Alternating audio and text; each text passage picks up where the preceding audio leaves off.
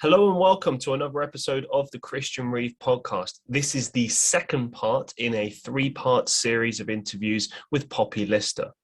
Thank you very much for listening and enjoy the episode. When I was doing my research on you, I found, and also, I just want to say as well, thank you so much for sending all this information in, by the way. I wouldn't have obviously found all of this without your help, so I sincerely appreciate it. I do my best whenever I'm doing my research to make sure I'm thorough, but I am only ever going on what I can find about that person online, and then obviously trying to figure out interesting questions based on that. And then, of course, also ad-libbing when we're actually having the discussion. But it's just part of the process. But yeah, so you have quite a lot of health conditions that you're dealing with, and it kind of stuns me. It's bewildering. It's amazing. Okay, let me just frame this properly. It's amazing because you're dealing with all these different things and persevering and still pushing and doing the things that you love as far as like music and writing and everything. And at the same time, it's like your poor soul, like having to deal with all these different things. Do you know what I mean? And don't get me wrong, like everyone in life has things to contend with, things that they're having to deal with and such.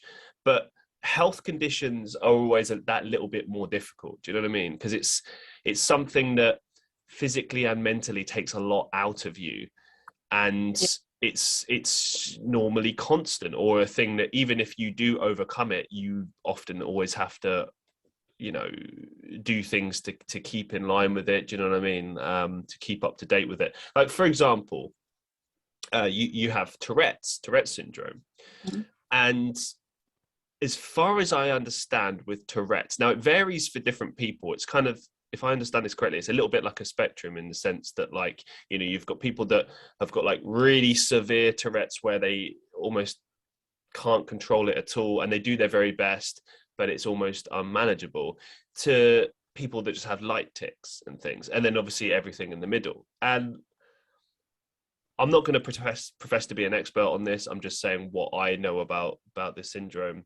It is possible to, I don't want to say cure it, but to, let's say, manage it in which you're able to live a normal life.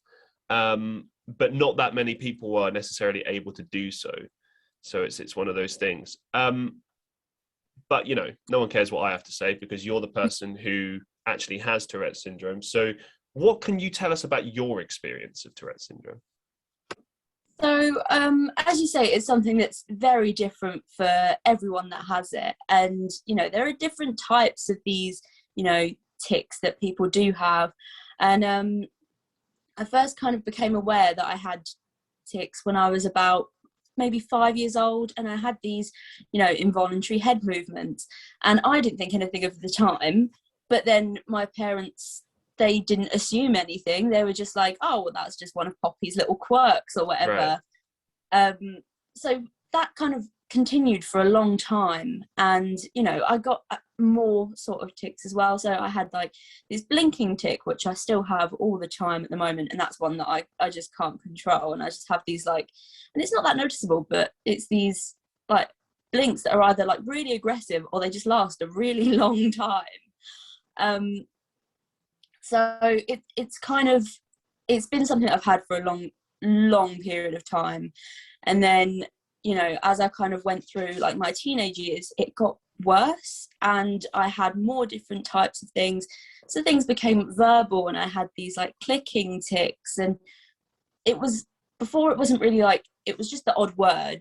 And then all of a sudden I was having these like short phrases, and it was all just kind of, it was almost nothing, and then it just kept building and building until it was quite a lot all the time. Luckily, it's not all the time anymore, but I do get them most days, and some of them are really weird and completely unrelated to anything that's going on, and other ones I could be watching something or hear something and I'll just like repeat whatever I've heard or seen. And I've kind of got quite good at suppressing them, in a sense, but if I suppress them, then it kind of hurts, and then they come out a lot later on afterwards.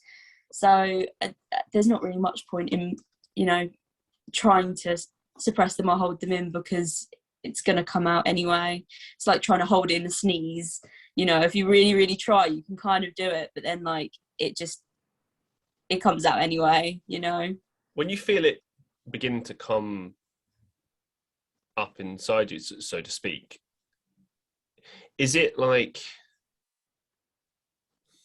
I guess I'm almost kind of repeating what you're saying, but like the one thing I've always kind of wondered about is like, is it like a severe compulsion to do so? Like, I need to do this, I need to get this out of me. Or is it just kind of like come out, or like you can feel it, but you're trying to like stop it, if that makes sense. Do you know what I'm trying to say? So it's difficult because you don't know what's going to happen. Like you can feel a tick like coming on, but you have no idea what you're going to say or do. And I had this recently. So I went to a restaurant, and I'd been a bit ticky that day, you know, but I didn't think much of it. And, you know, for the last hour, I've been fine. And then this waiter comes over and he brings over our drinks, and then he takes our order and everything's going well. And he picks up the menu, and I'm like, oh no, I can feel it. And then I just get like both my hands, finger guns go pew pew. And I like, I couldn't believe it. I was like, oh no. What, towards him like that? Like, yeah. Like, so he turns around very confused and just does it back, and then walks off. That's awesome. What a legend. What a legend. So, you know, it's stuff like that. It happens a lot. It's a strange one because, you know, I'd always had these involuntary movements and I'd never thought much of it. You know, it'd never really been that much looked into until it became verbal. And by that point, it was just picking up. There was all sorts that was, you know, starting to happen. But it's one of those things that you never fully get used to it, and you're never fully going to be comfortable with it because you don't know what you're going to say or do. And that brings a lot of like anxiety when you're going out, because, you know, you could offend someone, or you could do something, you know, just wrong at the wrong time. It could be little things.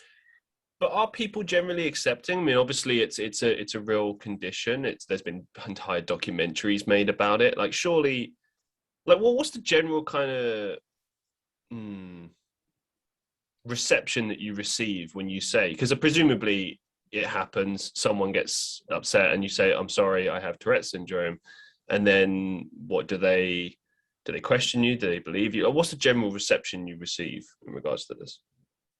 I think that particularly in the last year or two, you know, people are way more accepting and understanding of what it is. Whereas like even just a couple of years ago, like it wasn't, you know, something that you saw very often. And, you know, with the rise of social media and everything, like people talking about these kind of things, and, you know, it shows. I mean, there are some big creators on TikTok that have Tourette's, and they show what their Tourette's is and what it means. And, you know, that's created so much more awareness for it, and people understand what it is and that it's not controllable.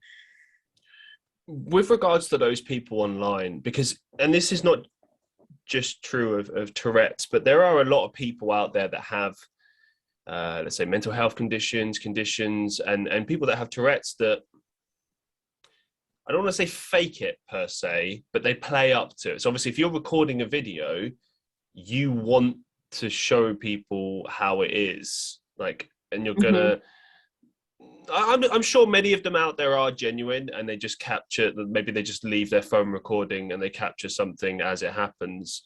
And then there are people that maybe create that even though it's not real. Like, what do you kind of make of, I don't want to say like the community per se, but like people, these creators that are documenting this? Like, what was your general opinion on that? I think that, you know, obviously I'm never going to accuse anyone of pretending to have Tourette's syndrome, because, you know, it's different in everyone. Some people, it is very, you know, over the top and pronounced, and you can't say, well, you don't have it, because, you know, no one's a, you know, expert. They can't tell. I should add to this as well, I didn't mean that they don't have Tourette's. What I'm saying is that they are playing up to the camera. So like some of them in the community maybe are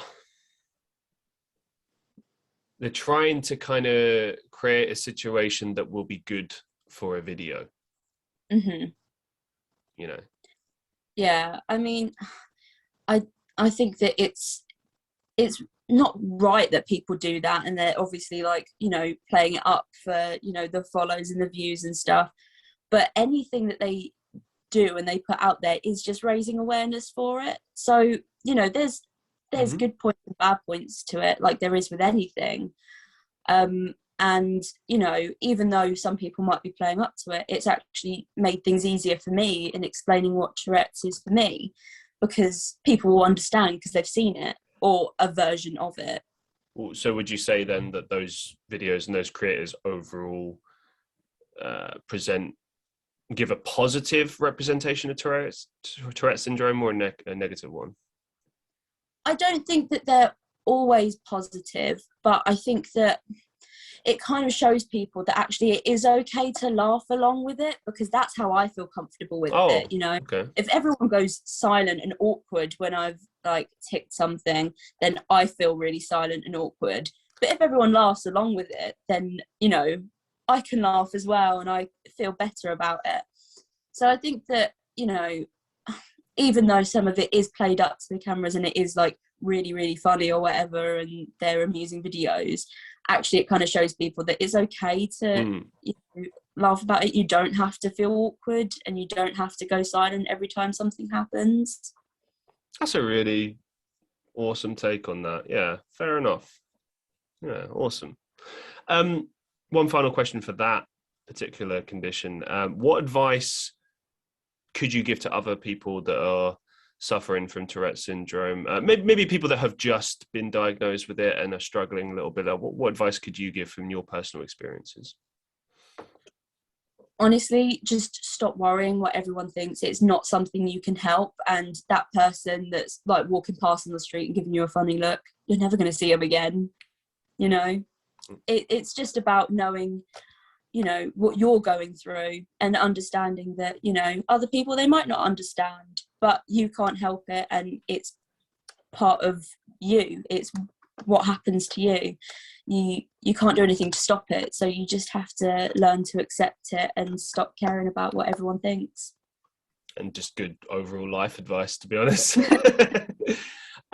You suffer from I should add as well, I deliberately didn't look into these too much because I wanted to just kind of have you tell it in your own words. I did think about it. I did wonder maybe whether or not I should do more research into it.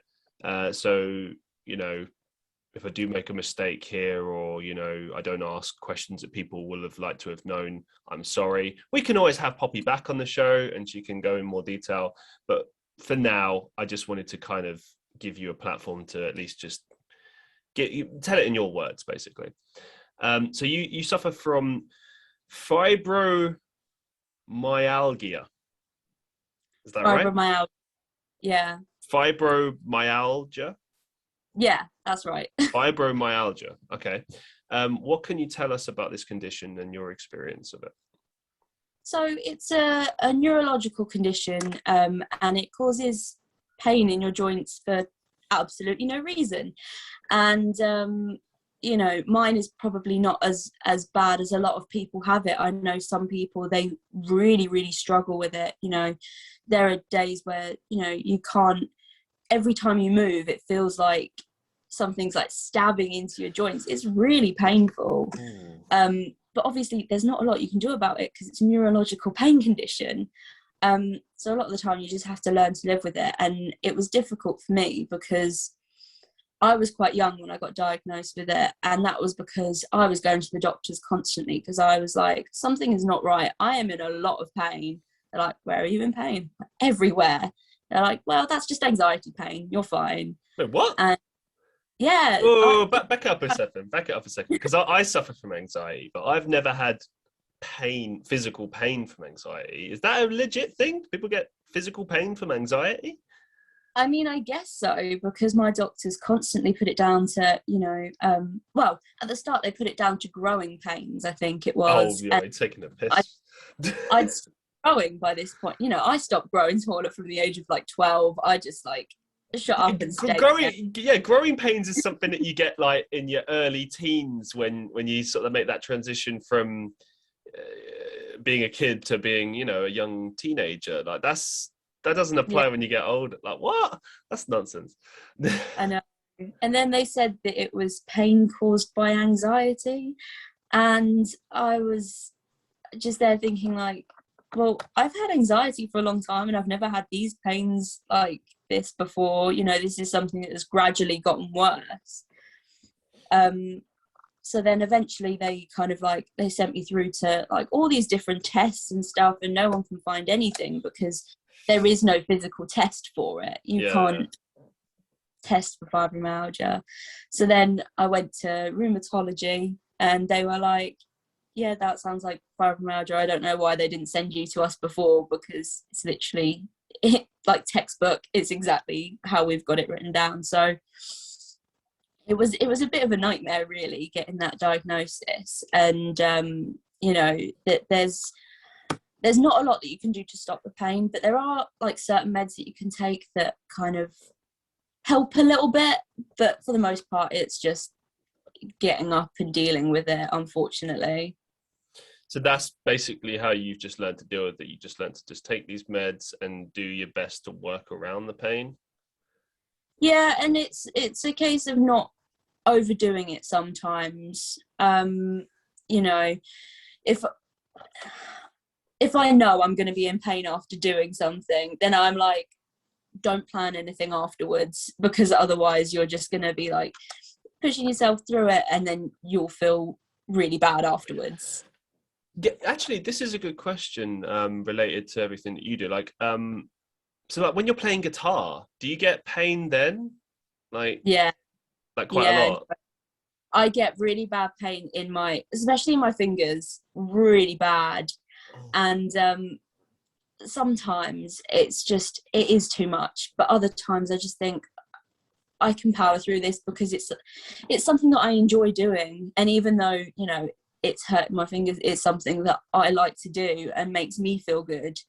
So it's kind of finding the balance between, like, you know, overdoing it and, you know, because I don't want to give up at all. I don't want, you know, to stop playing. That's the last thing that I want. So it's finding the right balance between it. Wow. I gotta say, I really admire you. I mean, it's amazing to be able to do that despite being in pain. That shows real kind of strength of character, I think, to keep pushing yourself. Just a final couple of questions related to this specific condition. So, how I mean, how does it affect the condition if you're doing things like, I don't know, like, are you able to consume, let's say, like alcohol? And if you do, does that make a difference to things? Does it maybe alleviate the pain somewhat or make it worse? Or is it a no-go for you? I don't think it really has that much of an effect. I don't drink very much. Mm-hmm. I'm one that regularly drinks very much at all, and I've never been that kind of you know, into that kind of thing. Mm-hmm. I don't know why. It's just one of those things. But I don't find that it makes it worse at all. I don't think it makes it better. I think that if I have a drink, I may not care as much, but that's more the alcohol's doing than the actual condition itself. Yeah, I mean, yeah, I'm not a big drinker either, to be honest. I think that's just different types of people, isn't it? You know, it's like, I did a lot of drinking when I was younger. You grow out of it, you find other things that you enjoy far more. But I guess what I really wanted to know, and I gave alcohol as an example, is like, are there any other like recreational drugs per se, things that you can consume, things that you can do that affect how you feel, good or bad? Like, for instance, you kind of pretty much almost ruled out physical activities when you said that kind of you have to plan around it, like, okay, this is probably how much pain I'm likely to be in this scenario. So like, let's say like you wanted to do like, I don't know, yoga, or you wanted to go for a hike or something like that. Is that just a no-go? You just can't do it? Or is it like, as you said, you have to like create a dedicated plan? And again, just attached to that question, if you did want to Or yeah, let's say you're having a headache or something and you want to just take like paracetamol. Does that make a difference with your fibromyalgia or not? So the first thing is that exercise actually does help. Like, Okay. it helps with pain. The thing is, if you overdo it, then you will be in more pain. So you have to find this right level of like, and you have to take breaks as well. You know, as much as you might want to just like power through and get everything done, like you have to give yourself that time to kind of like just breathe, calm down, realize what kind of situation you're in, and not push it too far. Mm-hmm. But it is difficult because, you know, one of the recommended things for fibromyalgia is exercise, and I found it to be great. It does help. But obviously, if you're in a lot of pain, you might not want to do that. So you have to pick your battles sometimes. And like, so when it comes to taking paracetamol, if I've got a headache, I find that it doesn't actually affect my fibromyalgia at all. And I don't know if that's the same for everyone else, but it doesn't make that much difference to me. Paracetamol, ibuprofen, it doesn't do anything for me. Do you have any advice you could give to anyone else that's suffering from fibromyalgia? It's hard. It's going to be difficult, and you're going to have days where you don't want to do anything and you're in a lot of pain, but you know, some days are better than others, and if it's a bad day, give yourself that time that you need to recuperate. Great advice. Thank you for sharing. So you suffer from a condition called emotional dysregulation. What can you tell us about Yeah. this condition? So emotional dysregulation, it's kind of more of an umbrella term for this. It's massive mood swings, and this is connected to other conditions that I do have. And it can be, so some days, you know, up here things are great, things are wonderful, and you know, I'm hyperactive, I've got all this energy, I feel amazing. And then other days it will just completely crash, and you know, I won't want to move, I won't want to get out of bed, I won't want to talk to anyone, do anything. And it's quite difficult because both like sides of this can be really distressing. So you might think that, oh, you're having a great day, you feel really like high and great, that must be, you know, that must be amazing. And it's not, it's tiring, and it's not who you are, because you know, there's no kind of level point. You know, it's either up here or down here, and both are so exhausting emotionally and physically. So when you're having one of those bad days, and let's say because this is a weird way to put it, but it's obviously a very inconvenient health condition to have, if as far as like when you need to just get stuff done, you know, like, oh, I need to go to band practice today, but I don't want to leave bed and I'm feeling miserable. Like, how do you work around that? Is there a workaround? Do you just have to write that day off? Like, how do you deal with it on those bad days? See, it's difficult because sometimes I can think logically, and I'm like, actually, I should go out, because then I'll be distracting myself from these things that are making me feel down. And, you know, that would make sense, right? Mm-hmm. And then other times I'm completely like not thinking logically at all. And I'm like, well, I feel bad, so I'm going to sit in bed and I'm going to wallow in self-pity, and I'm going to make myself feel worse. And that's how I say I cope with it. But it's not a coping mechanism. It's just making it worse.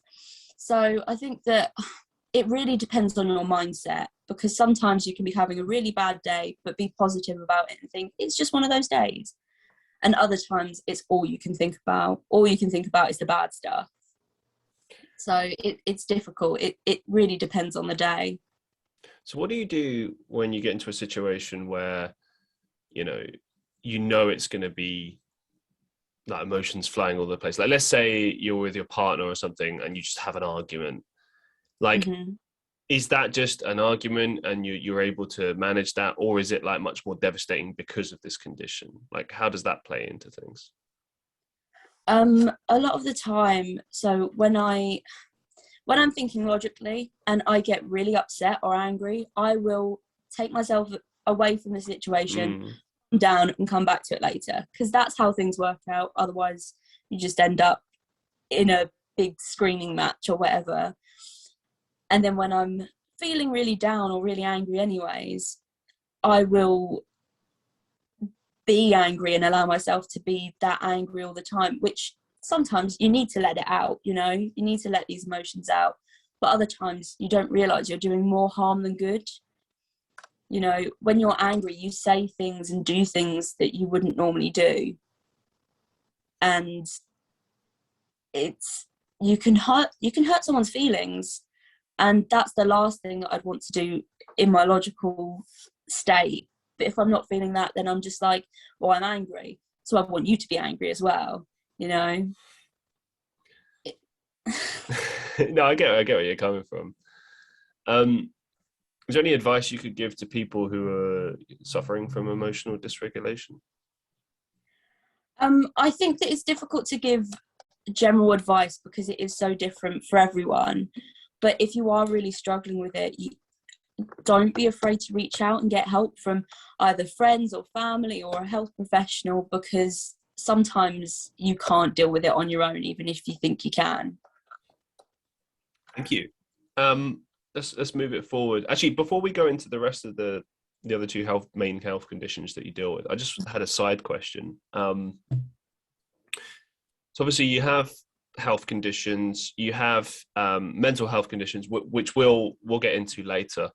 But I just wondered, from the kind of, I asked you a little bit about people's perceptions and how people act when, for instance, with your Tourette's, but like when it comes to institutions, like getting a job, something like that, what's the kind of general treatment that you receive? Is it positive? Is it negative? And why? Like, what is your experience of, like, generally how companies are? Because especially in this day and age, they often profess to be, equal opportunities. We don't discriminate if you have mental health conditions, blah, blah, blah, blah, blah.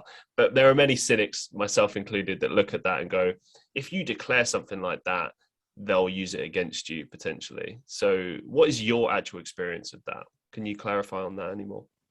I have had a very mixed experience. I have worked for companies that have been nothing but supportive and amazing.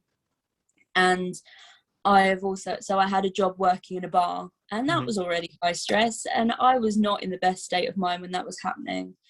And I had a couple of days where I couldn't go in because it is such a social job. Yeah. And if you're feeling really like, in a certain way, it's going to be so difficult to do your job right and to, work with customers, especially. And this job I've been in for a little while, and I'd had one sick day before because I had heat stroke. Oh, wow. And so this was like a couple months later, and I was like, I can't go in today because it's just not going to work out for me today. I know it's not. And I called up, and they were like, this is becoming quite the habit. And I was like, excuse me. And they really played on my mental health. They were like, you never come into work ready for work. You need to leave all that stuff at the door when you come in. And I was so like, they know that you have mental health conditions, and they're saying this to you? Yeah. And they also knew that I had another condition, which causes me to occasionally pass out. And I always had to tell them on days where I had passed out or felt like I might do, because, safety reasons, they need to make sure that if I do pass out, that they know what it is and that I'm not, in danger or anything. And I think I told them I felt like that maybe 3 or 4 times. And they're like, and you always come to us and say something's wrong. And they started to really, they got very personal. And, these were things that they told me to do. They told me to tell them these things. And then all of a sudden they were using it against me.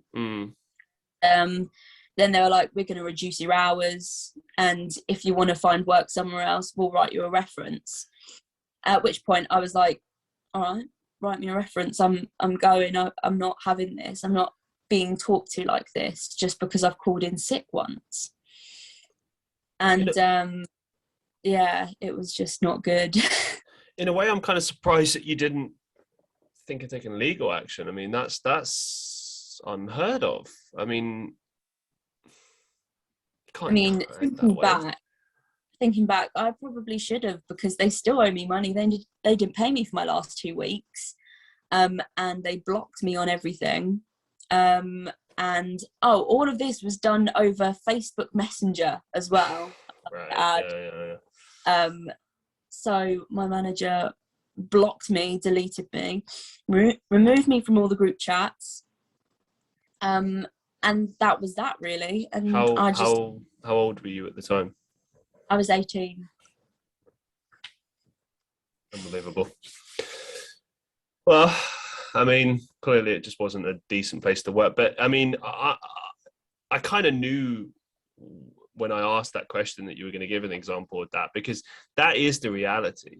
Do you know what I mean? It's the same as like if you're working for a major company and you express, oh, hey, I'm suffering from mental health conditions, blah, blah, blah. They will use it against you. As soon as you fall in their bad books, they'll find a way. Obviously, they can't fire you on the basis of mental health conditions. And for instance, your employer, I mean, they still acted in a very dodgy way legally. Do you know what I mean? With that, I mean, that's obviously still unacceptable. But they didn't kind of come out right and say the problem is because of your condition. Do you know what I mean? Because if they had, you got it in writing, you got them. They've tried to kind of swing it in a way where it's like they're the victim almost, which is, I mean, morally is just unjust. Obviously, it's just disgusting.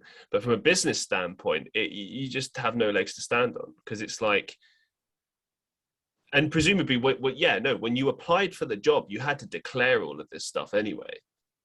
Do you know what I mean? So if they weren't happy with it, they could have just not given you a job, which is BS. But hey, do you know what I mean? That's why we have that declare thing in the first place. Do you know what I mean? It's to kind of say, if you're taking me on, you're taking me on under the understanding that there might be issues sometimes, and you need to be considerate and help me with this. You know, so if they're not able to do that, then they just shouldn't employ people with mental health conditions, which is awful. And I think that no company should act that way, but so many of them have that kind of mindset, and it's disgusting. It really is. But anyway, moving on. So you were born with a small growth on your brain, which has caused a condition known as focal cortical dysplasia. Have I got that right? Yeah, focal cortical dysplasia. So it's where a group of cells haven't fused properly, and it's just like a little lump on the brain, completely benign and everything, but it's due to the placement that has caused me the problems that it has. Okay, and what kind of problems have you suffered as a result of that? Like, what exactly is the issue with this particular condition? So where it's placed is on my frontal lobe, and it's in the place that has, your emotions, basically, and that is all there, and it kind of gets a bit jumbled sometimes. And it was all a bit strange, because I initially went to the doctors because I had been experiencing some hallucinations, and as a result of this particular condition. Yeah, but I didn't know I had this condition, so I had no idea what was happening. And they did an MRI, as they do for anyone that's having hallucinations, just to be sure. And that was when they were like, there is something there, and that was what was causing it. Luckily, like, I'm medicated now with stuff that stops these hallucinations from happening, so I'm quite thankful for that. But the emotional thing is still very much there.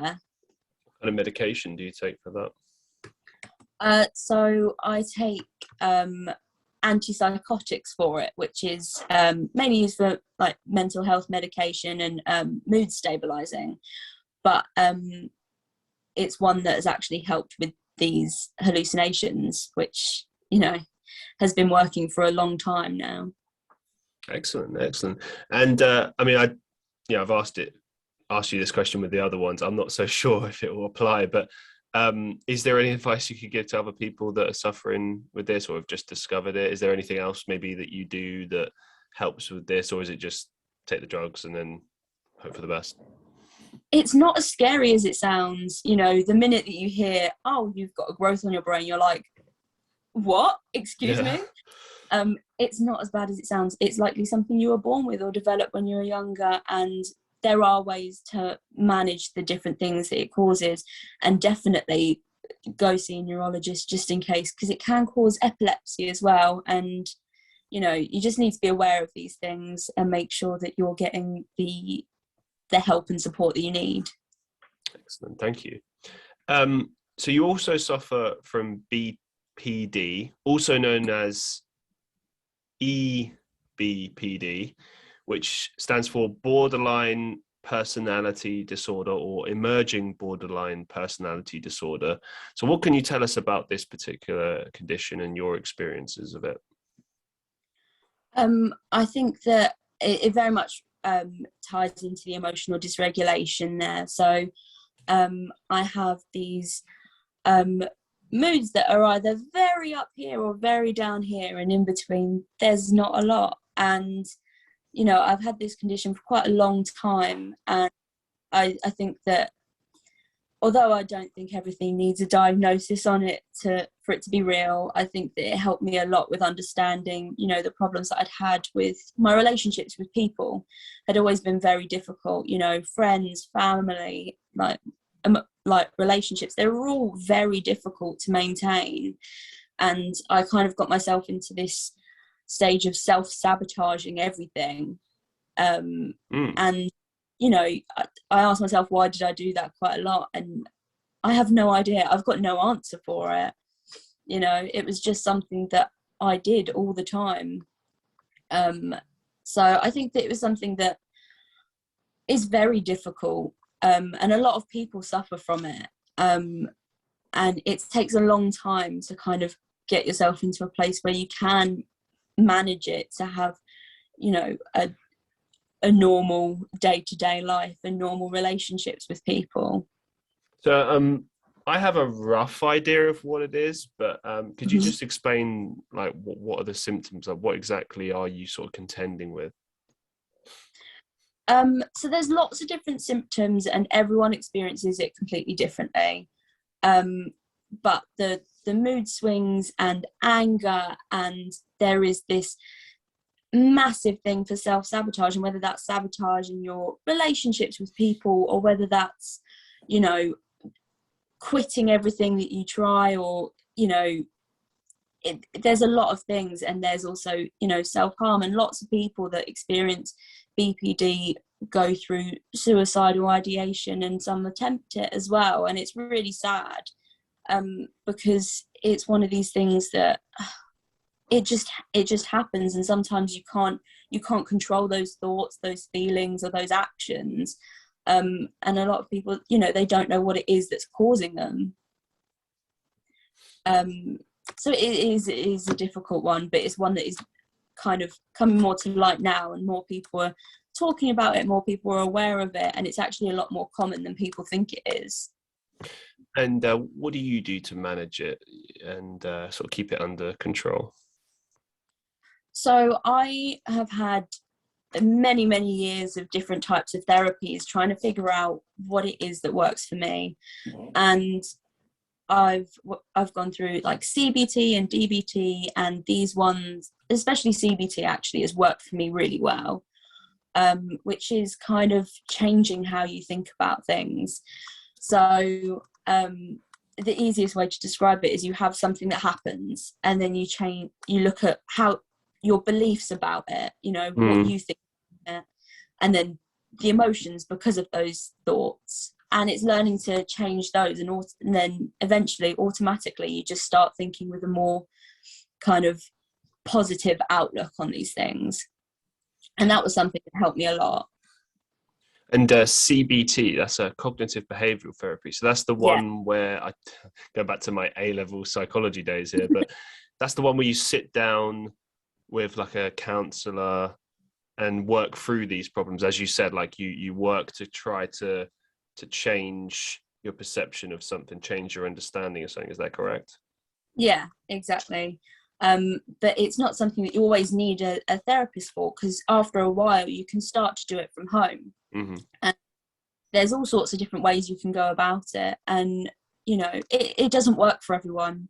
You know, not everyone is able to do that, but they're able to do other things that help. So it's one of those ones that you kind of have to test out a lot of different ways of doing things before you find out what works for you. And what was the other one that you mentioned that you've had as well? So it's called DBT. So what's that? I can't remember what it stands for, I'm not going to lie to you. But after a while, all these words, and you know, they just become letters. But I did it as a group of people, and it was quite similar, but it's targeted towards people with borderline personality disorder and similar disorders. And it's more about changing. A lot of it is about changing your lifestyle and your way of thinking, and it's something that takes a long time. Like these aren't quick fixes; these are things you really have to work at. And you know, it took me a good few years before I was able to actually use CBT in my, you know, everyday life. So it's one of those things you really, really have to stick with. Excellent. Thank you very much for sharing. Appreciate it. That's all my questions for the health conditions side of things. Thank you very much for listening to this second part of a 3-part interview with Poppy Lister. And until next time, peace out, one love. I'll see you in the next one.